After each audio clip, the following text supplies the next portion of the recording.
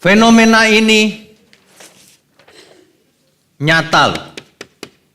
Perhatikan bagaimana manusia pada umumnya hidup. Seperti kodok yang dipanaskan pelan-pelan, suhunya naik, tapi responnya terlambat. Responnya terlambat. Manusia hidup di dalam dosa, betah. Mau keluar terlambat, sampai umurnya habis. Dan akhirnya mati sia-sia, binasa. Sesungguhnya kalau kita belajar, apa itu yang dimaksud dengan gereja? Gereja itu teks aslinya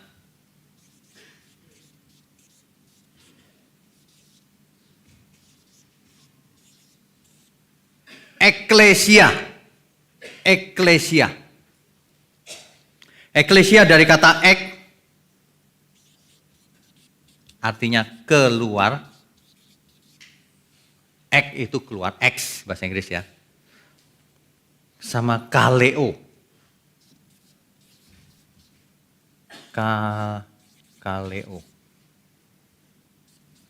Keluar, dipanggil keluar. Kaleo itu memanggil.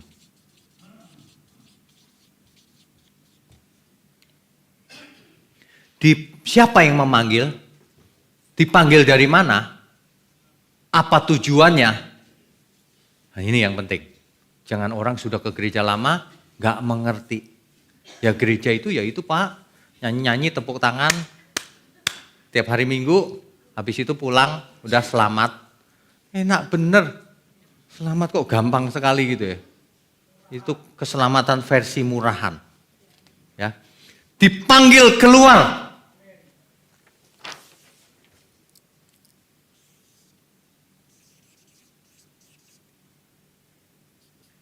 Kata-kata dunia tanda kutip, itu maksudnya dosa ya. Kamu dipanggil keluar. Keluar. Masih ingat Roma 12 ayat 2? Berubahlah menurut pembaharuan akal budi. Kamu keluar dari dunia itu bukan kemana kita masih hidup di dunia. Bukan itu maksudnya, bukan fisik. Kamu mesti keluar dari caranya orang berpikir, orang dunia berpikir. Caranya orang dunia berperasaan, caranya orang dunia mengingini sesuatu. Caranya orang dunia hidup, karakter duniawinya. Keluar dari sana. Hiduplah kudus. Artinya kudus, itu dipisahkan. Sama, keluar itu supaya dipisahkan. Kamu umatku, jangan di sana tempatnya. Keluar. Supaya hidup kudus. Dipisahkan artinya, kudus itu. Dipisahkan supaya tidak terkontaminasi. Supaya bersih, murni, lurus, blameless, spotless, tidak bercacat, tidak bernoda. Keluar dari sana. Kamu jangan berpikir kayak orang dunia berpikir, kayak orang gak ngerti Tuhan, gak mengenal Tuhan saja. Keluar, tinggalkan kebiasaan lamamu, matikan manusia lamamu. Gitu. Bahasa-bahasa itu kan dengan berbagai kalimat, artinya sama. Keluar, aku mau menguduskan kamu. Kamu harus hidup kudus, itu maksudnya. Mau dibersihkan hidup kita. Mau dijadikan umat kepunyaan Tuhan. Itu mantap. Ya, oke, dipanggil keluar. Jadi kalau ditanya orang sekarang, gereja itu apa? Bukan gini, ini Pak gedungnya. Oh kok gedungnya malahan. Gereja itu orang-orang yang dipanggil Allah. Untuk keluar dari dunia tanda kutip ini. Untuk menjadi miliknya. Umat kepunyaan Allah. Itu arti gereja. Yaitu kumpulan orang-orang percaya tentunya ya. Itu gereja. Makanya disuruh keluar. Dalam kalimat sederhana, lompat, jangan di situ terus nanti kamu binasa. Jangan tunggu suhunya naik, jangan tunggu umurmu pendek. Jangan tunggu sisanya pendek umurnya. Seawal mungkin, keluar. Lebih baik sedini mungkin. Takut akan Tuhan adalah awal pengetahuan. Ingatlah penciptamu selagi kamu masih muda. Pak, saya bertobatnya sudah berumur. Ya nggak apa-apa daripada tidak. Tapi harus serius. Ada orang yang puluhan tahun jadi percaya Tuhan juga sama aja nggak berubah. Percuma itu. Itu belum berubah artinya. Keluar. Tapi keluar di sini bukan berarti gini. Keluar dari dunia lalu pasif. Ada orang yang ngajarin begitu. Aku nggak melakukan kejahatan apa-apa. Ya udah selamat. Aku percaya Yesus sudah selamat. Loh, ini keluar ini ada tujuannya, bukan dianggurin begitu. Keluar ini mau ditarik kepada kesempurnaan. Kita itu mau dijadikan sempurna. Keluar! Akan kujadikan sempurna. Kau harus sempurna seperti Bapa di surga. Sempurna. Itu maksudnya. Jadi banyak orang Kristen salah selama ini. Aku sudah gak ke perjudian Pak. Udah gak diskotik, udah gak apa-apa. Udah selamat. Salah itu. Belum selesai. Kita harus sempurna. Kita harus hidup kudus. Hidup kudus dan sempurna itu perbuatannya nyata. Bukan hidup sempurna, hidup kudus itu gini. Hidup suci. Pakai pakaian putih-putih. Jangan diajak ngomong, saya orang suci. Bukan. Suci itu perbuatannya suci. Orang yang gak ada perbuatannya bukan orang suci. Sebab kados, kudus, itu artinya dipisahkan untuk digunakan bagi Tuhan. Digunakan itu sebagai alat di tangan Tuhan. Apa? Bukan dianggurin. Supaya kita secara aktif melakukan kehendak Tuhan. Melakukan kehendak Tuhan itu dalam segala perkara. Mulai dari hal kecil sampai hal besar. Baik aku makan, minum, atau apapun. Lakukan untuk Tuhan. 1 Korintus 10 ayat 31. 1 Korintus 10 ayat 31. Jadi kalau ada orang yang ngomong, yang penting percaya Yesus, tidak usah berbuat baik. Salah itu. Sebab percaya di Alkitab, iman itu, teks aslinya pistewo. Pistewo itu artinya menyerahkan diri kepada yang dipercayainya. Buat apa percaya tapi nggak bisa dipakai? Percaya itu artinya dipakai Tuhan. Sebenarnya iman yang benar itu gini, bukannya aku percaya Yesus Tuhan. Belum. Iman yang benar itu, aku bisa dipercaya Tuhan. Jadi saksinya sampai ke ujung bumi. Ada amin? Itu perintah Tuhan loh, jadilah saksiku sampai ke ujung. Itu Tuhan yang nyuruh. Artinya kalau kita beriman, kita lakukan perintahnya. Bukan cuma iya setuju. Bukan. Lakukan yang Tuhan suruh, baru itu beriman. Iman itu harus ada perbuatannya. Gak ada perbuatannya bukan iman. Selamat, enggak. Bukan iman. Jadi kalau orang cuma merenung-renung, aku percaya Yesus. Merenungkan, tiap hari merenung, ngelamun. Iman fantasi. Itu orang suka berfantasi. Orang beragama itu suka berfantasi emang. Membayang-bayangkan. Berbuat kok membayangkan. Iman itu harus nyata. Bukan cuma di pikiran. Ya. Kita baca Roma 8 ayat 28. Kita tahu sekarang bahwa Allah turut bekerja dalam segala sesuatu untuk mendatangkan kebaikan. Bagi siapa? Mereka yang mengasihi Dia. Enggak untuk semua orang loh. Segala sesuatu mendatangkan kebaikan hanya bagi orang yang mengasihi Tuhan. Kalau orang enggak mengasihi Tuhan, apapun yang terjadi enggak mendatangkan kebaikan. Contohnya, kalau seseorang mengasihi Tuhan, bangkrut gitu ya. Itu pun tetap mendatangkan kebaikan, pasti ada maksud Tuhan. Tapi kalau seseorang enggak mengasihi Tuhan, wah dibuat kaya raya, bahaya. Itu bahaya. Yang benar, mau kaya mau enggak, semuanya untuk Tuhan. Amin ya. Jangan salah hidup. Yang rugi bukan Tuhan, yang rugi kita. Manusia yang butuh Tuhan, bukan Tuhan yang butuh manusia. Ya, ingat baik-baik itu. Nah, kita baca 1 Petrus 2 ayat 9. Tetapi kamulah bangsa yang terpilih, imamat yang rajani. Bapak Ibu harus mengerti kata-kata imamat yang rajani. Maksudnya apa? Di zaman perjanjian lama, orang biasa nggak bisa masuk ke bait Allah. Yang ada di dalam bait Allah adalah para imam. Para imam nggak boleh masuk ke ruang Maha Kudus. Yang boleh masuk adalah imam besar, imam agung. Di zamannya perjanjian baru, konsep itu sudah nggak ada. Diganti. Kamulah imamat yang rajani. Kamulah imam yang rajani. Imam besarnya Tuhan Yesus.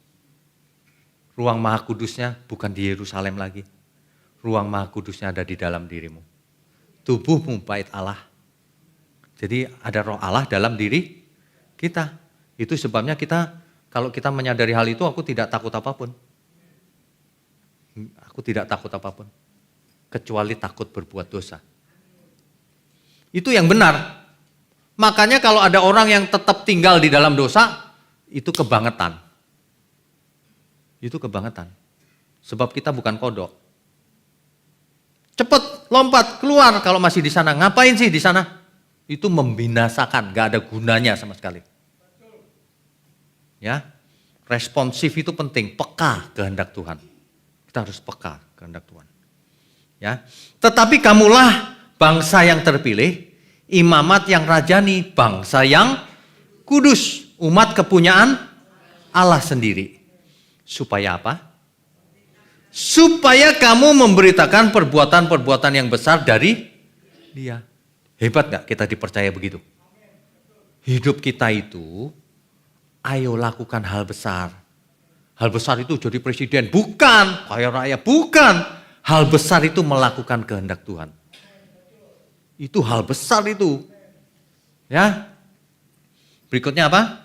Yang telah memanggil kamu keluar dari kegelapan kepada terangnya yang ajaib. Ini kegelapan ini. Yang telah memanggil kamu dari kegelapan kepada terangnya yang ajaib. Ini dalam berbagai ayat firman dikatakan dengan berbagai kalimat, intinya satu. Kamu jangan jadi seperti dunia ini. Kamu bukan dari dunia ini. Kita harus terpisah dari dunia ini, bukan secara fisik, cara hidupnya, filosofinya, mindsetnya, pola hidupnya, terpisah. Dan hidup tak bercacat, tak bercela, untuk kemuliaan Tuhan. Supaya kita bisa jadi saksinya, sampai ke ujung bumi. Sampai kita bisa selamatkan orang-orang lain yang masih ada di panci panas itu. Kamu jangan di situ. Mendidih kau ntar. Nanti kamu jadi suike. Tahu suike ya? Kodok rebus. Jangan. Kamu diciptakan bukan untuk jadi suike. Kita diciptakan supaya jadi imamat-imamat yang rajani. Umat kepunyaan Allah. Bangsa yang terpilih. Tujuan Tuhan itu luar biasa loh. Manusianya yang bebal. Aduh, dengan cara apa kita mesti mengkomunikasikan? Kadang-kadang kita khotbah teriak-teriak. Kadang-kadang kita berasa kayaknya enggak ngefek juga ya. Ngomong pelan, apalagi ngantuk. Repot ya. Aduh, caranya ini dikasih ilustrasi berbagai macam. Ya, jangan seperti kodok. Jangan masuk ke panci panas itu. Maksudnya kan itu sebenarnya. Kita dipanggil, bukan diangkat, ditentukan ya, bukan. Dipanggil. Nggak mau dipanggil, resiko ditanggung penumpang. Dipanggil kok nggak mau. Kita dipanggil. Mestinya ya, kalau kita mesti melatih satu, kepekaan. Kita mesti peka. Meskipun kita nggak dipanci itu lagi. Tapi kita harus sempurna. Nah kalau sempurna, perjalanan sampai kita mati. Hidup kudus tak bercacat, tak bercacat. Kita harus peka. Apa yang harus kulakukan Tuhan? Harus peka. Setiap kita. Kadang kita juga bertanya-tanya sih, Tuhan apalagi ya Tuhan. Apapun kulakukan Tuhan. Kasih aku hikmat untuk membedakan mana yang kehendak Tuhan, mana yang tidak. Kepekaan itu penting. Sebab kalau tidak peka ya seperti kodok tadi akhirnya mati. Ya. Mestinya kalau kita peka ya, setiap saat kita paksa diri kita. Jangan di zona nyaman. Aku sudah melayani Tuhan. Udah oke nih. Belum tentu. Tanya Tuhan. Tuhan itu settingnya tinggi loh. Jadi jangan merasa puas diri dengan keadaan sekarang. Aku kayaknya udah oke nih. Loh, belum. Tuhan maunya jauh lebih oke lagi. Makanya kita paksa diri kita. Paksa. Saya suka lagu-lagu yang memaksa gitu. Iya. Ku bersedia hidup kudus tak bercela. Mestinya begitu. Takkan lagi dalam percintaan dunia. Ajarku berpikir seperti dirimu. Bawaku Tuhan dalam perjuanganmu. Tuhan, paksa aku Tuhan. Sebab kalau enggak aku jadi malas. Paksa. Wah, banyak masalah akibatnya. Iya, diserang kiri kanan. Wah, diserang habis-habisan Pak. Gara-gara diserang kiri kanan kita belajar lagi. Bahasa Ibrani, bahasa Yunani, budaya-budaya. Apa yang Tuhan inginkan, belajar terus kita. Kalau enggak, dipuji-puji kiri kanan kita lemes. Kayak monyet itu lama-lama kena lemes jatuh gitu. Biarin angin keras saja jadi kita pegangan. Belajar, ayo belajar. Jangan puas, ayo belajar. Yang masih punya waktu kesempatan untuk sekolah, sekolah lagi. Iya kita punya sekolah teologi. Kita semangat. Memang kurang kerjaan apa? Kita kalau enggak ngotot juga enggak masalah sih hidup. Tapi kita ngotot. Supaya kita tidak hanyut dalam zona nyaman. Wah, bikin sekolah, ngajar sana, ngajar sini, belajar lagi. Bahkan saya berpikir saya mau menyembunyikan diri 1 tahun di Israel. Mau belajar, tapi nggak bisa. Pelayanannya banyak, anak saya masih kecil. Waduh, saya cuma nyesel gini, coba dulu ya, saya masih muda ya. Saya tinggal di Israel 5 tahun, 10 tahun. Aduh, ini yang masih muda-muda nih, mesti punya semangat melayani Tuhan. Melayani Tuhan tuh gak harus jadi pendeta loh. Jadi orang hebat. Bukan hebat diri sendiri, bukan. Maksudnya sukses, tapi untuk Tuhan. Itulah ibadah yang sejati. Ibadah yang sejati itu bukan rajin ke gereja, sering-sering puasa. Bukan.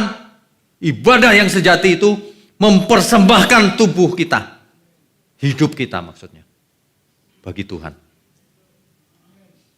Hidup ini sebenarnya enak loh kalau bersama Tuhan. Hidup ini banyak orang masalah karena gak bersama Tuhan. Kalau bersama Tuhan ya kita menghadapi masalah ya. Masih enak bersama Tuhan kok. Meskipun kadang kita belum tahu solusinya apa ya Tuhan. Belum tahu. Tapi karena ada bersama Tuhan, ya kita tenang saja. Kalau Tuhan izinkan kita mengalami ini ada maksudnya. Pasti, sebab firman Tuhan berkata segala sesuatu yang terjadi mendatangkan kebaikan kalau kita mengasihi Tuhan, kalau kita mengerti kebenaran. Orang yang tidak mengerti kebenaran, apapun yang terjadi, responnya salah.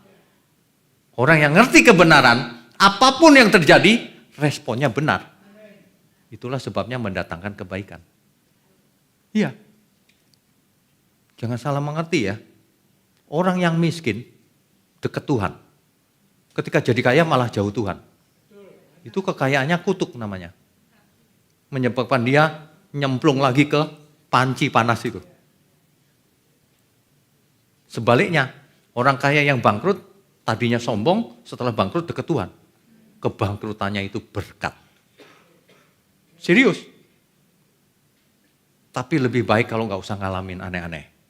Makanya apapun keadaan kita sekarang, ayo deket Tuhan.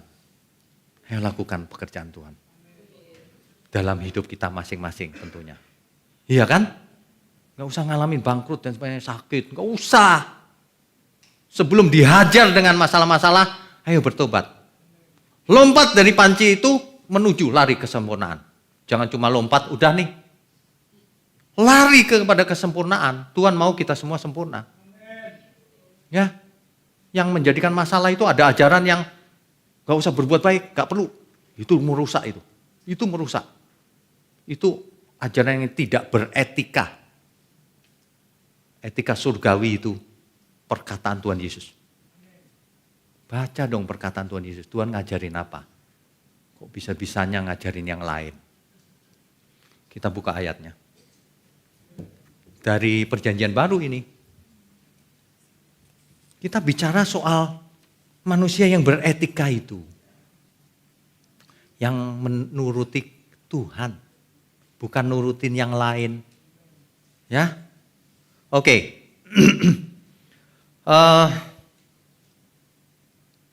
Kita buka Roma 3 ayat 28. Karena kami yakin bahwa manusia dibenarkan karena iman. Dan bukan karena ia melakukan hukum Taurat. Ini disalahartikan sama orang nih. Roma 3:28.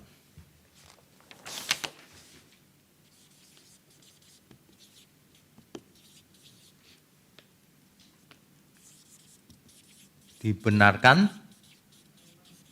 karena iman. Bukan melakukan Taurat. Ayat ini diartikan orang gini. Tuh, selamat itu karena iman, bukan karena perbuatan. Gitu. Ini salah. Perhatikan baik-baik. Dibenarkan karena iman, betul. Bukan karena melakukan Taurat, betul juga. Bukan melakukan Taurat. Melakukan kehendak, itu dia yang benar. Tapi sebelum sampai di situ, itu kan menurut you pinter-pinter ngomong. Nah, kita teruskan. Harus pakai Alkitab kan? Kita teruskan.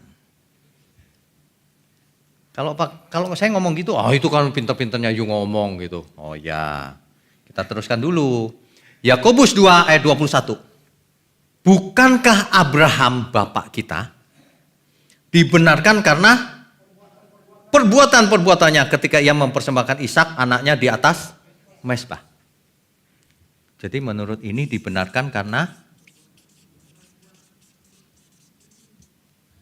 perbuatan.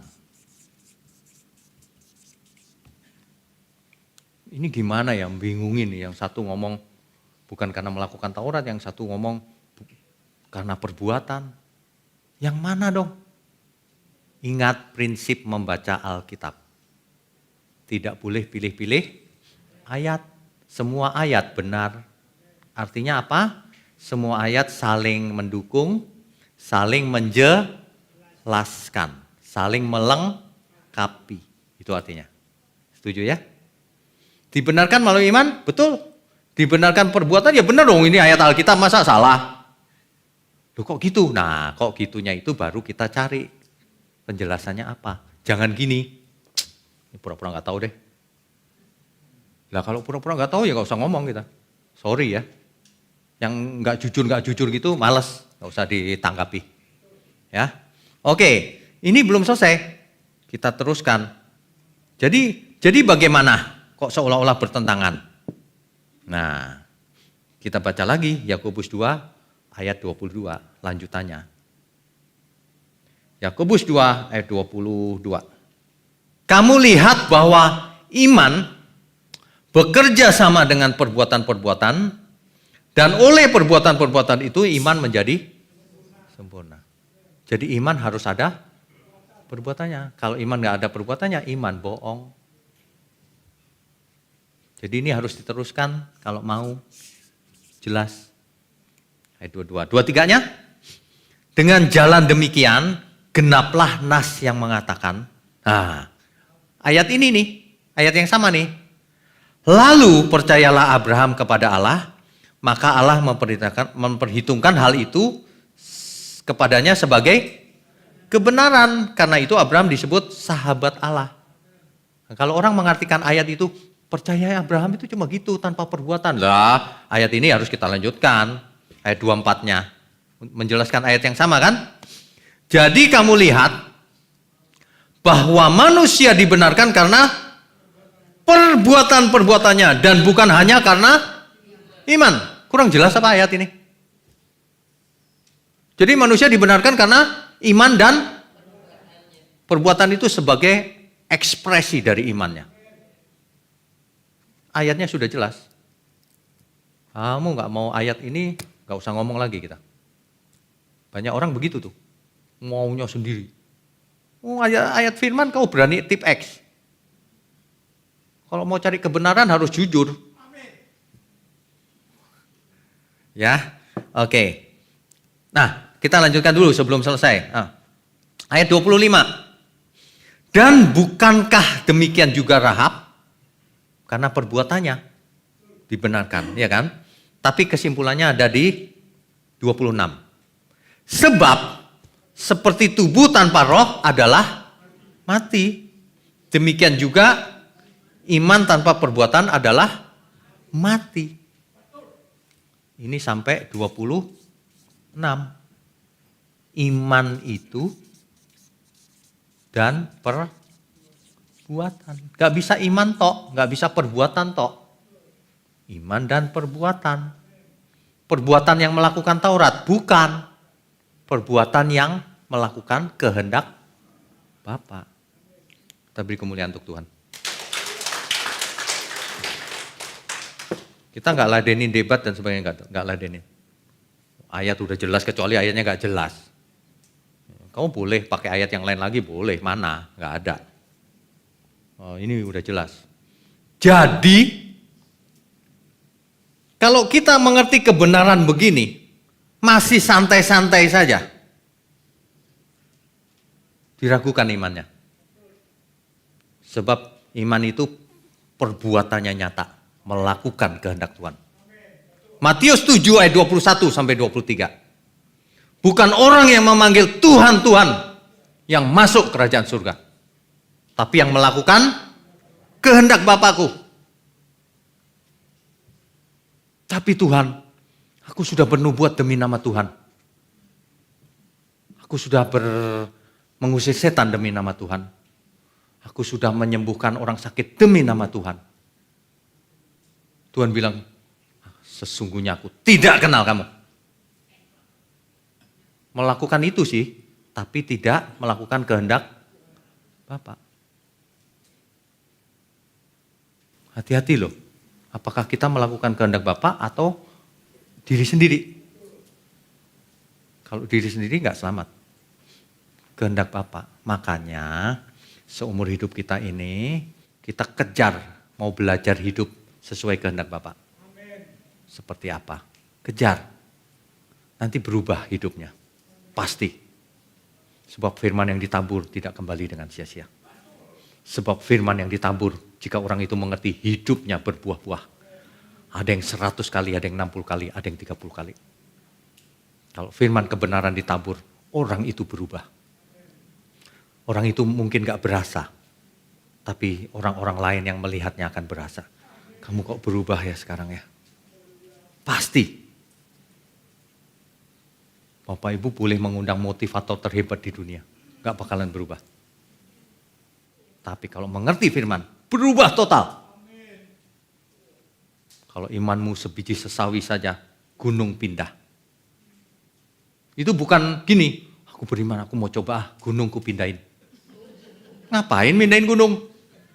Lagi pula Tuhan Yesus gak pernah pindahin gunung. Itu penjelasan bahwa yang tidak mungkin menjadi mungkin. Apa Pak maksudnya? Bisnisku? Bukan. Kejahatan pikiran ini loh, kesesatan ini. Kalau kau punya pengertian iman sedikit, langsung berubah. Di sekeliling kita langsung heran. Kamu dulu gak gini loh dulu. Dulu kamu kayak duren. Kalau ku deketin sakit semua aku. Sekarang enggak. Kalau ku deketin adem, enak. Suasananya kayak ber-AC.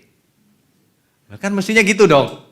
Orang salah pun, berdosa pun kalau deket kita enggak ketakutan. Aman. Bukan aman berbuat dosa, bukan. Aman karena kita mau mengampuni. Udahlah semua orang berbuat dosa, udah jangan diulang lagi deh ya. Kita dipanggil keluar dari lingkungan dosa. Jangan hidup di dalam dosa.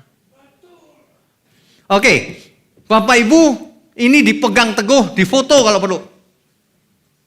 Iman itu harus ada perbuatannya. Udah jangan santai-santai aku sudah selamat karena jadi percaya Tuhan Yesus. Punya perbuatan enggak? Kalau enggak, enggak beriman artinya. Sebab iman disempurnakan lewat perbuatan. Sebab iman dilengkapi dengan perbuatan. Begitu maksudnya. Tunjukkan imanmu tanpa perbuatan. Kutunjukkan perbuatanku. Mana yang lebih benar? Jelas. Makanya Bapak Ibu, kalau ada hamba Tuhan di sini ya, kalau ada orang kesulitan, minta tolong, tunjukkan iman kita. Pak, saya sudah 2 hari nggak makan, Pak. Sini saya doakan. Lapar kok didoakan. Lapar tuh kasih duit 2 hari. Beli makanan sekarang. Itu baru iman.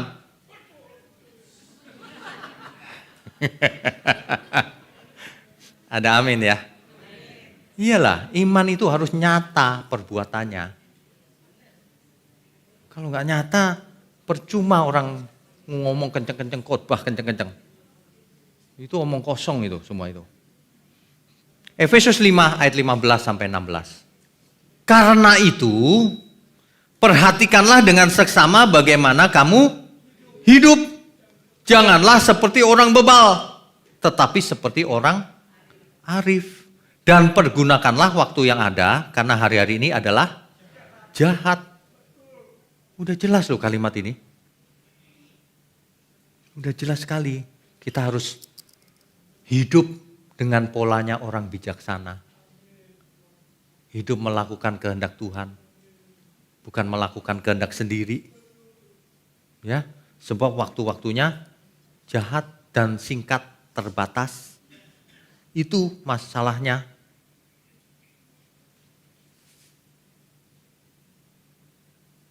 Masalahnya itu gini loh. Kenapa ya orang berdosa itu kok nggak mau berubah ya? Kira-kira kenapa ya? Saya mau tanya, ada yang bisa jawab gak ya? Kira-kira kenapa ya orang hidup dalam dosa itu kenapa nggak mau berubah gitu? Kira-kira kenapa ya?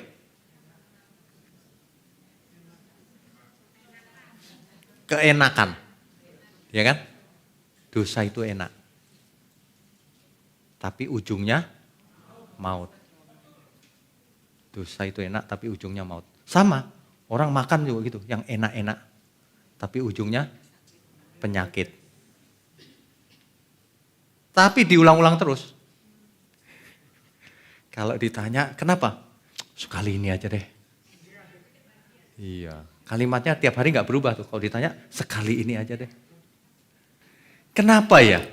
Dosa itu soalnya enjoy now, pay later. Nikmati sekarang, bayar belakangan. Enak sekarang, mati belakangan. Tapi kalau kebenaran, susah sekarang, bahagia belakangan. Itu beda loh.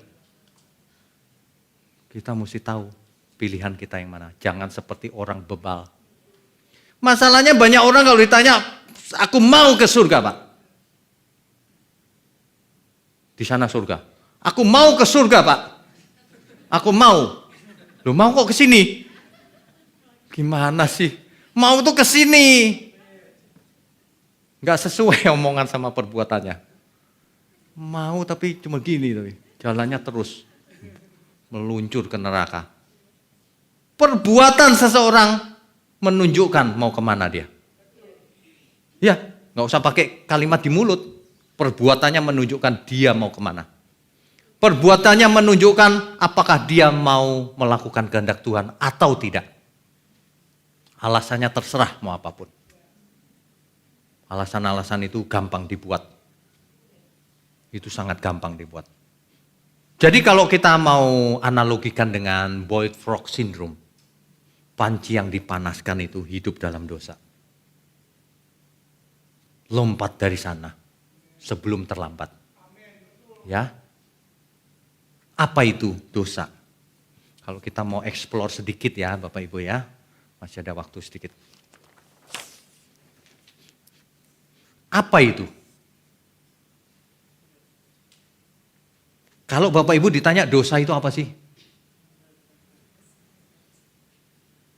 Segala sesuatu yang tidak sesuai kehendak Tuhan. Itu dosa namanya. Meleset. Tidak tepat sasaran. Tidak seperti yang Tuhan inginkan. Itu berarti dosa. Ya. Nah, contohnya keinginan daging. Alkitab berkata, kamu orang berhutang, sudah ditebus. Jadi kamu harus hidup menurut roh, bukan menurut. Sebab kalau kamu hidup menurut daging, kamu mati. Tapi kalau kamu hidup menurut roh, kamu hidup. Keinginan daging. Apa itu? Makan? Makan termasuk kedagingan nggak kalau nggak benar? Nafsu yang nggak benar itu semuanya kedagingan. Apalagi? Minum? Apalagi? Seks? Apalagi? Belanja? Rokok, narkoba, dan lain-lain. Iya kan? Semua yang memuaskan daging ini, hati-hati. Ini maksudnya gini loh, seks yang tidak benar, minum yang tidak benar, makan yang tidak benar. Bukan berarti nggak boleh makan, nggak boleh minum, nggak boleh seks. Mati dong. Ada orang tertentu yang pikirannya salah. Seks itu salah katanya. Ya kalau sama orang lain ya salah. Kalau sama pasangan hidup, itu kudus. Karena Tuhan yang menciptakan. Amin. Manusia itu pikirannya yang kotor. Kok pikirannya bersih nggak ada masalah kok semuanya. Pikirannya kotor. Oke, yang kedua, keinginan mata. Keinginan mata itu apa? Segala sesuatu yang lewat mata, apa itu? Contohnya, pornografi. Betul nggak? Itu mengikat. Apalagi? Consumerism. Belanja, suka belanja, penting nggak penting, belanja pokoknya. Sampai tak terhingga. Ada loh yang begitu. Ada orang yang pergi ke suatu debt store yang mewah, yang mahal sekali. Saya nggak pernah ke sana sih. Saya cuma diceritain. Dia nggak milih loh. Kalau kita kan milih dipasin gitu ya. Terus terakhir lihat harganya. Dia nggak lihat. Dia lihat gini. Dia suruh asistennya. Satu blok ini. Beli semuanya. Loh, nggak milih. Nggak usah. Tolong dibungkus kado semuanya. Semua bungkus kado. Kirim ke rumahku. Tulis ditujukan ke aku. Sakit jiwa ya. Di rumah dia keterima. Ya aku dapat kado. Mr. Bean.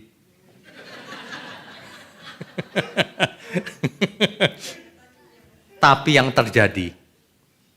Itu dikirim ke rumahnya. Di rumahnya itu bertahun-tahun gak pernah dibuka sama dia. Bapak Ibu ngerti kenapa? Jiwanya kosong. Dia nggak pengen juga sebenarnya. Dia bingung tuh, frustasi. Sebab uangnya tidak berseri. Uang kebanyakan jadi begitu. Kasihan loh itu. Manusia nggak bisa puas kalau tidak punya Tuhan. Tapi kalau punya Tuhan dia tahu damai sejahtera itu bisa dialami. Nggak ada orang nggak punya Tuhan bisa damai. Nggak ada. Nggak ada. Ketika hidup bersama Tuhan, nah itulah perhentian, istirahat, Itulah refreshing yang sebenarnya. Itulah yang menyegarkan jiwa kita. Itu. Yang terakhir apa? Keinginan daging, keinginan mata,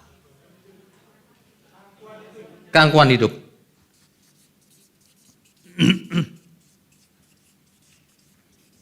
Keangkuhan hidup ini, wah ini bahaya banget loh. Ada orang yang sombong luar biasa. Karena apa? Satu, kekayaannya. Kelihatan kalau dianggap orang lain, kalau ngelihat tuh gini. Waduh, hati-hati loh. Kalau orang jalan gini ke Sewandung, hati-hati kepleset kulit pisang, bisa game. Kelihatan, karena kekayaan, karena kepintaran. Ada loh orang pintar, sombongnya minta ampun. Ada. Baru jadi spesialis apa gitu, sombongnya minta ampun. Waduh, nanti juga sakit, sama aja kok. Ya, jangan sombong, baru jadi pejabat apa gitu, sombongnya minta ampun. Waduh, baru populer sedikit, wah sombongnya minta ampun.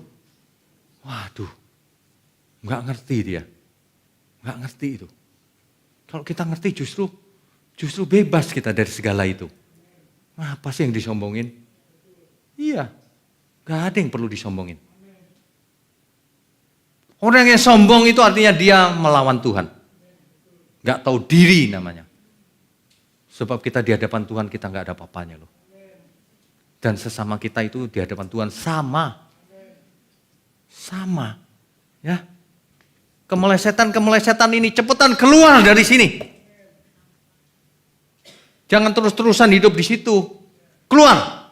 Kapan Pak? Sekarang. Keluar. Biarpun sakit. Keluar. Ada orang yang bertanya sama saya, dia terikat salah satu yang ada di sini. Ini ada yang terikat, contohnya pornografi. Dia tanya saya, gimana ya Pak cara melepaskannya? Saya sudah berusaha, nggak bisa lewat. Nggak ada cara. Tipsnya apa Pak? Nggak ada tips. Nggak pakai rumus, nggak pakai tips, nggak pakai teknik. Buang semuanya. Langsung. Ya tapi saya pengen nyari lagi Pak. Nggak usah nyari. Ya tapi saya pengen. Ya biarin. Rasain lo. Putusin. Nanti dengan berjalannya waktu, sakau kan. Terusin aja biarin. Hukum diri sendiri. Lebih baik Tuhan berkata begini. Lebih baik cungkil matamu. Tapi masuk surga. Daripada lengkap masuk neraka. Lebih baik potong tanganmu. Asal masuk surga. Daripada tanganmu lengkap tapi ke neraka. Itu bukan berarti kalau gitu kucungkil aja Pak. Bukan itu maksudnya. Cuma mau kasih tahu bahwa Tuhan tidak menginginkan kita binasa. Ayo, matikan semua kedagingan kita. Ayo yang benar hidup. Dulu buat salah apapun, dia ampuni. Tapi ke depan jangan diulang lagi. Ingat ya, setelah mendengar kebenaran, jangan mengulang hidup dalam dosa lagi. Jangan tetap di dalam panci panas itu. Nanti kamu mendidih. Dan sudah terlambat, sudah mati. Boiled frog syndrome ini suatu fenomena di dunia umum, sekuler, tetapi nyata fenomenanya dalam kehidupan semua orang. Dalam bidang apapun, itu bisa diterapkan. Jadi Bapak Ibu kalau hari ini datang ke seminar ini, saya percaya bukan suatu kebetulan. Sebab di dunia ini gak ada yang kebetulan. Ada maksud baik bagi kita semua. Jadi kalau ada teman ngajak, terus ada macam-macam lah. Tapi hari ini, Bapak Ibu harus tahu, aku harus lompat. Bahkan bukan hanya lompat. Setelah lompat, lari menuju kesempurnaan. Jangan berkata saya manusia biasa nggak bisa sempurna Pak. Kalau Tuhan Yesus perintahkan, bisa nggak bisa lari ke arah sana. Sampai atau enggak, Tuhan pasti tolong. Amin. Jangan belum apa-apa udah bilang nggak bisa. Jangan begitu. Jangan sampai sesuatu terjadi dalam hidup kita. Ada orang yang dihajar oleh penyakit parah, baru dia bertobat. Ada orang yang dihajar oleh kebangkrutan, baru dia bertobat. Harusnya kita nggak perlu mengalami itu. Amin. Harusnya kita sukses untuk Tuhan. Sehat untuk Tuhan. Umur panjang untuk Tuhan. Amin ya.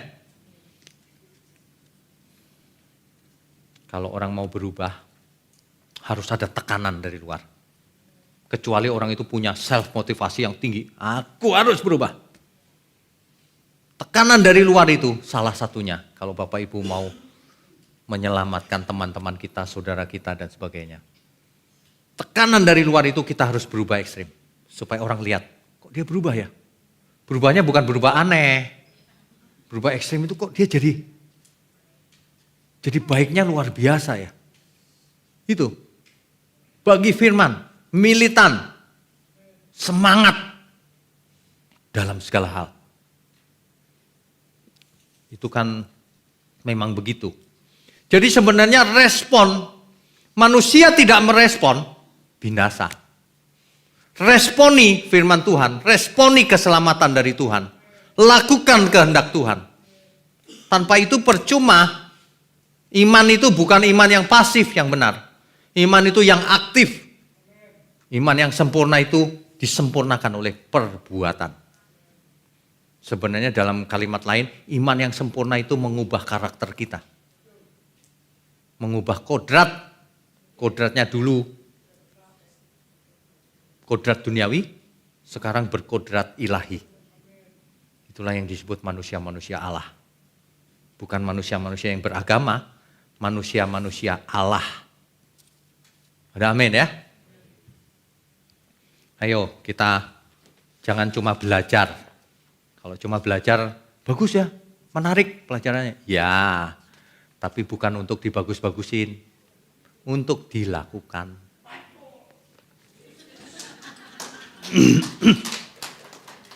Seperti orang berenang, jangan cuma lihat film renang, terus merasa bisa.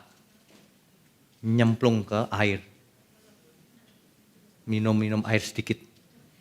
Tapi setelah bisa, wah, mantap. Amin ya. Iman kita harus iman yang nyata. Jangan iman yang ini.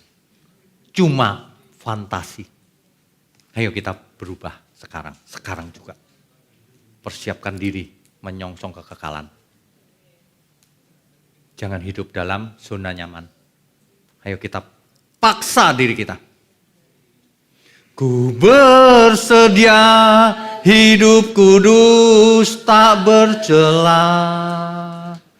Takkan lagi dalam percintaan dunia. Ajarku berpikir seperti dirimu.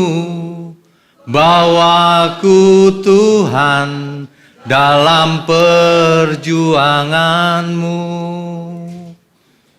Paksa. Amin ya.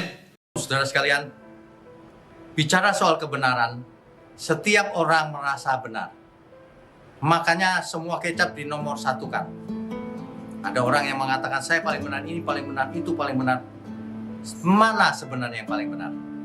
Oleh sebab itu, hadiri seminar 7 natur kebenaran dan aplikasinya. Seminar ini wajib dihadiri oleh para teolog, apologet, pengkhotbah, bahkan oleh para jemaat sendiri. Agar kita bisa membedakan manakah yang benar, manakah yang salah. Inilah alat uji kebenaran yang sangat objektif dan alkitabiah. Pastikan saudara ikut dan ajak seluruh saudara dan sahabat-sahabat. Bapak-bapak dan ibu-ibu yang terkasih dimanapun berada, yuk kita belajar pelajaran Alkitab bersama secara online setiap hari Rabu jam 7 malam bersama pendeta Bapak Wignio Tanto secara online, bisa melalui Zoom. Tetapi kita harus mendaftarkan dulu ke nomor berikut ini. Selamat bergabung dan Tuhan Yesus memberkati.